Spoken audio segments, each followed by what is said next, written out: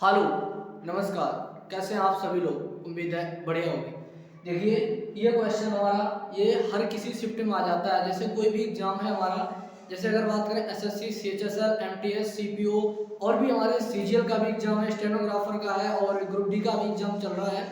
उन सभी एग्जाम्स में किसी न किसी शिफ्ट में ये दो क्वेश्चन इनमें से एक क्वेश्चन जरूर मिलेगा। किसी न किसी शिफ्ट में जरूर मिलेगा। ये क्वेश्चन इंपॉर्टेंट क्वेश्चन है।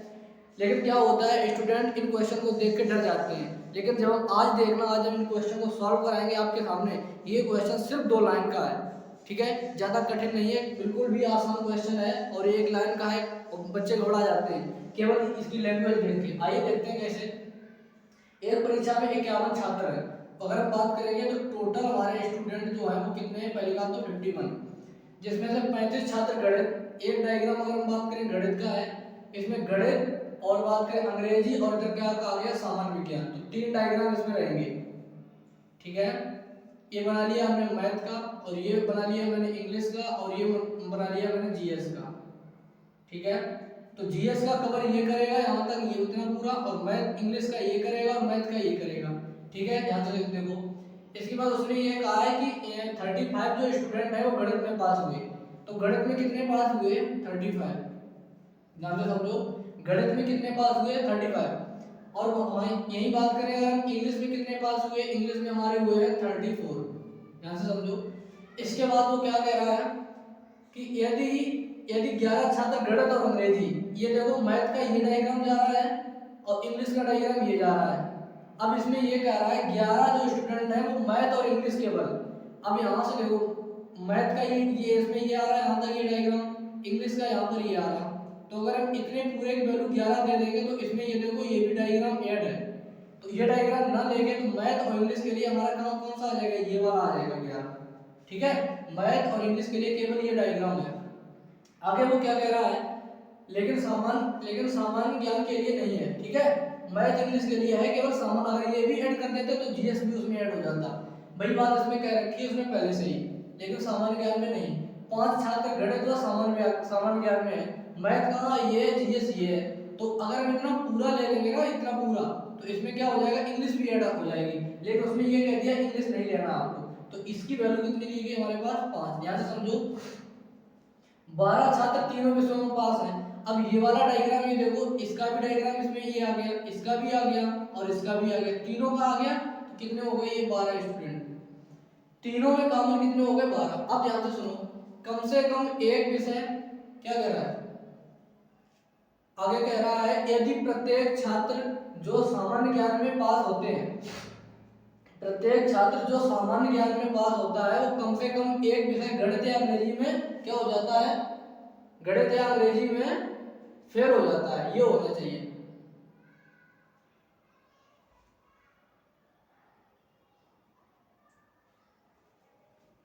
ठीक है। क्या कह रहा है वो? यदि कम से कम एक विषय गणित या अंग्रेजी, नहीं समझ नहीं बात, यदि प्रत्येक छात्र जो सामान्य ज्ञान में पास है वो कम से कम एक गणित या अंग्रेजी में भी पास होगा, कहने का मतलब सही है, ठीक है। देखो क्वेश्चन ये कह रहा है कि अगर कोई एक छात्र ऐसा है जो अगर जीएस में, अगर कहने का मतलब जीएस में पास है तो वो मैथ या इंग्लिश में से किसी एक में पास होगा, कंफर्म है। देखो यहाँ पर एक लाइन और ऐड करनी थी यहाँ पे, ये मैं भूल गया यहाँ लिखना। क्या कह रहा है? 19 छात्र जीएस में है, वो बता रहा है, ये मैं भूल गया लाइन लिखना, ध्यान रखना इस चीज को। 19 छात्र हो रहे हैं इसमें, 19 छात्र जीएस में है, ठीक है। अब यहाँ से इधर देखो, वो क्या कह रहा है? कम से कम एक विषय में पास होता है, सामान्य ज्ञान में पास होता है वो, कम से कम उसके साथ में एक और विषय में पास होता है। तो ध्यान से देखो, इसकी अगर हम बात करें 19 हमें चाहिए, 12 + 17 तो हो गए, तो ये क्या हो जाएंगे? 2। केवल अगर जीएस निकालेंगे तो कितने हो जाएंगे हमारे? 0। अब वो पूछ रहा है तो बताइए कि कितने छात्र तीनों विषयों में फेल हुए। यहाँ से अगर हम देखो निकाल लें कि मैथ वाले कितने, केवल मैथ अगर हम निकालेंगे तो ये 35 थे हमारे, ओनली मैथ का अगर हम निकालेंगे तो वो हमारे कितने हो जाएंगे? 35 माइनस ये ऐड कर लो, 12 + 17 और 1 18, कितना हो जाएगा? 28। 28 और 7 कितना? 35। ये कितने हो जाएंगे? ओनली मैथ के। ओनली इंग्लिश अगर हम निकालेंगे तो ये 34 है हमारे पास, 11 2 13, 13 2 15, 25 और 25 ये कितना हो जाएगा? 9। अब ध्यान से ये देखो, हमसे पूछा गया जो तीनों विषयों में क्या होना चाहिए, फेल होना चाहिए। अब ध्यान देखो, जब तीनों विषयों में फेल होगा तो फिर वो कंफर्म पता है, ना तो मैथ में पास होगा, ना रीजनिंग, ना तो इंग्लिश में पास होगा, और ना जीएस में पास होगा, तीनों में फेल हो जाएगा। अगर हम बात करेंगे तीनों में फेल होगा जो,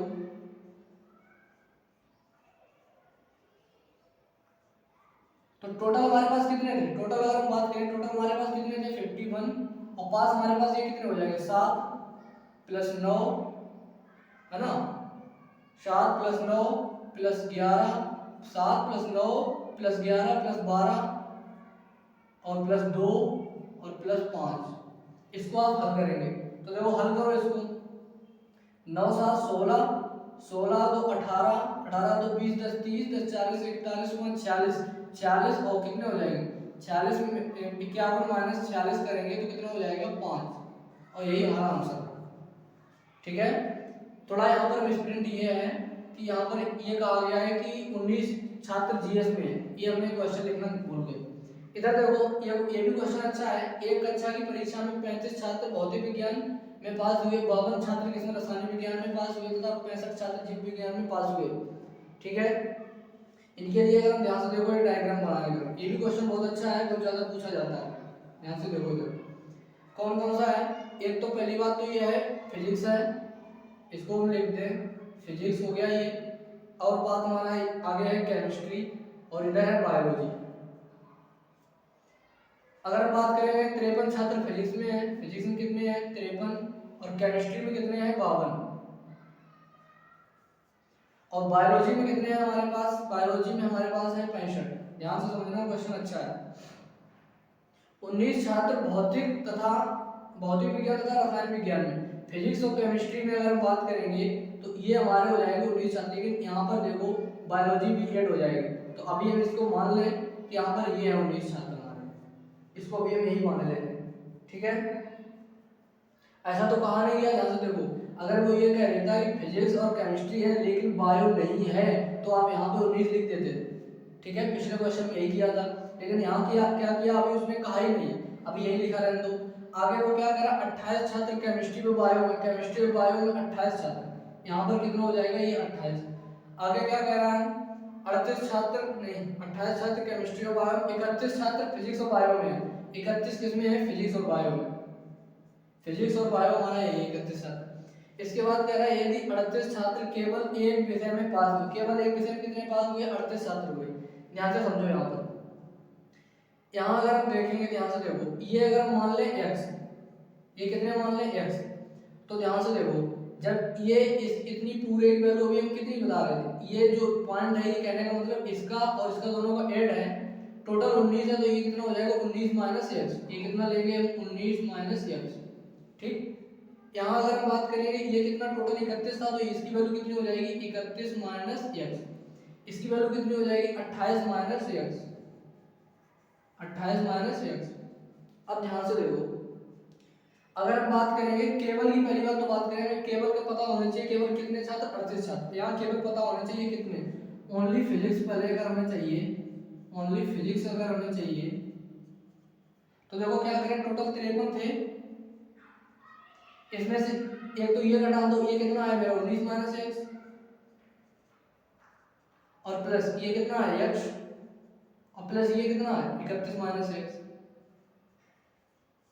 देखो इससे कैंसिल आउट हो जाएगा, तो यहाँ हो जाएगा हमारा 53 माइनस, और ये कितना हो जाएगा, ये कितना हो जाएगा 9 और 1 10, 3 1 4 और 1 5, 53, और ये माइनस क्या हो जाएगा प्लस x, तो ये हो जाएगा x प्लस 3।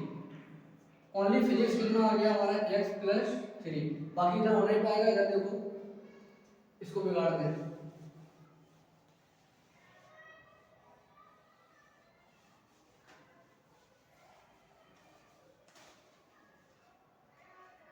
चलो देखो इधर इसकी बात करें, ओनली फिजिक्स आ चुके हैं हमारे, अब हम निकालेंगे कौन सा, ओनली बायो।